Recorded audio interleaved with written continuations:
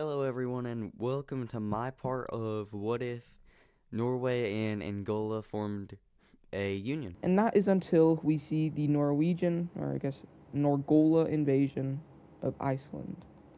Norgolan troops are going to go in from the east, more specifically, Norwegian troops, while we see Angolan troops focusing in on the western side.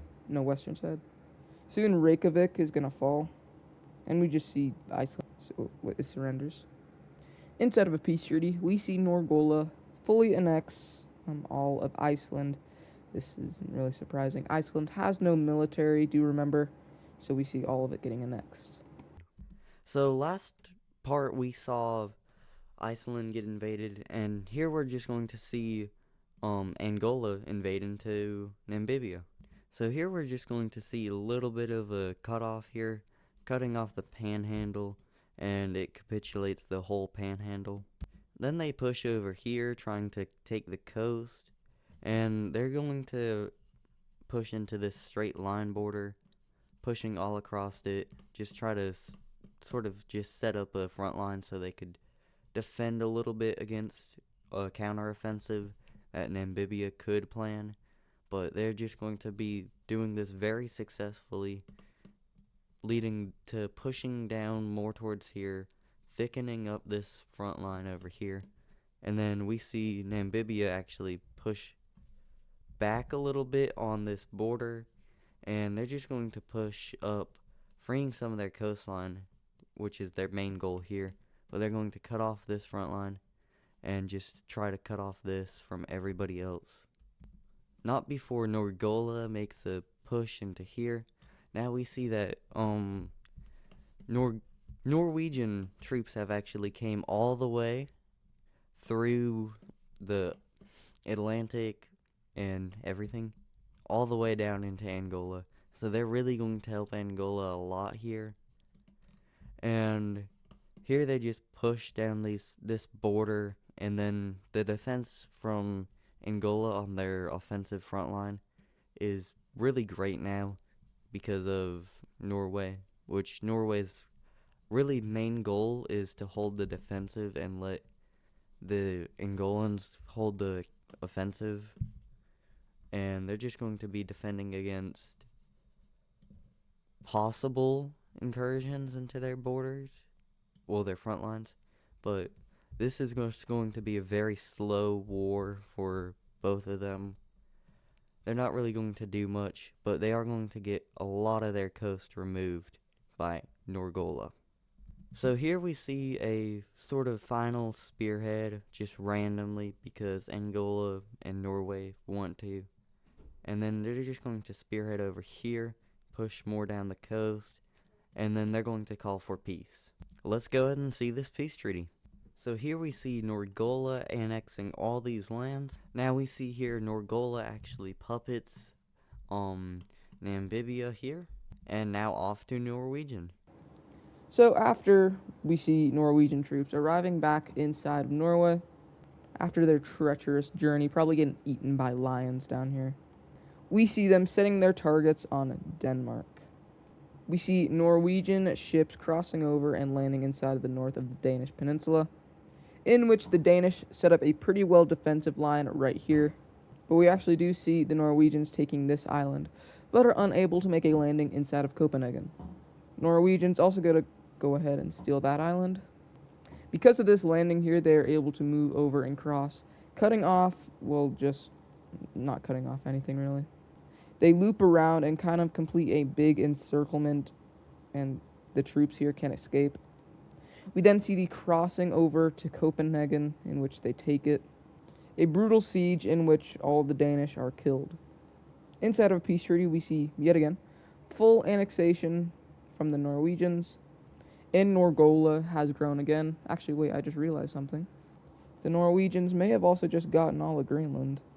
Yeah, there may be one little country that may be a little mad about that. But Norgola is now big. Alright, we're back in Africa. So since Norwegian has a high economy, the Angolan little people are actually going to buy all the land in this area to unite with this little exclave that they have in the DRC. Norgola has purchased this land from the DRC. Here we see the Norgolan country actually invade the Republic of Congo. So they're actually going to make small, specialized military invasions, not really trying to do much, just small special operations. And they're going to send their military in later, but this is a really weak country, so this is quite easy for them. But then we see their full military arriving, and they're going to start a real invasion. So since their military has arrived, they're actually going to cut off this area, removing all their coast, so now they can't get aid from many countries through sea travel. And their goal is just to be taking out this area over here, and they're just going to push up and up. Now, the Republic of Congo is really weak, but they are going to push them back a little bit, trying to make an encirclement on this troop area over there. But they fail, and then they get pushed back even harder for that. And the Norgolan troops actually invade into all of this here, and they're going to invade a little bit more up, but they're just going to call it quits here because they got all the land they need. Norgola is actually going to be annexing all this territory right here. They also made the Republic of Congo a puppet state, and now back to Norwegian. After this whole Congo stuff, we see Norgola. We see Norgola building up their armies and actually arming a lot of the Norwegian border with Sweden, because their next target is going to be Sweden. We see the Norgolans focusing in on the north, where the Norwegian troops are specially focused on like cold combat. But we also see pushes around this more warmer area. It's a little bit more rough because Sweden probably has a better warmer navy, but in cold, Norgola does. They use Denmark to cross over and start invading right here, and this island as a naval base to go and take these islands. They eventually cut off all access to this kind of strait right here, while continuing to move down from the north. We see them mobilizing fully throughout the border between Sweden and Norway. But the Swedes have arrived, and they're actually pushing back the Norgolans quite well here.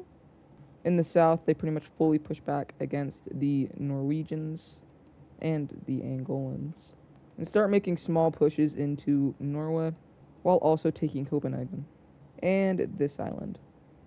But like I said, the Norwegians, they're just completely dominating inside of the north right now. The Norwegians managed to retake Copenhagen and this island.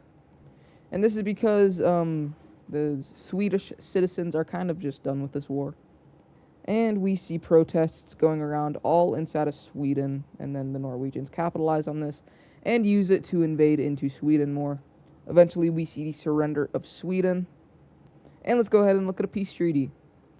We see Norway taking all of these lands from Sweden and having a staging ground just in case they want to ever invade Sweden again.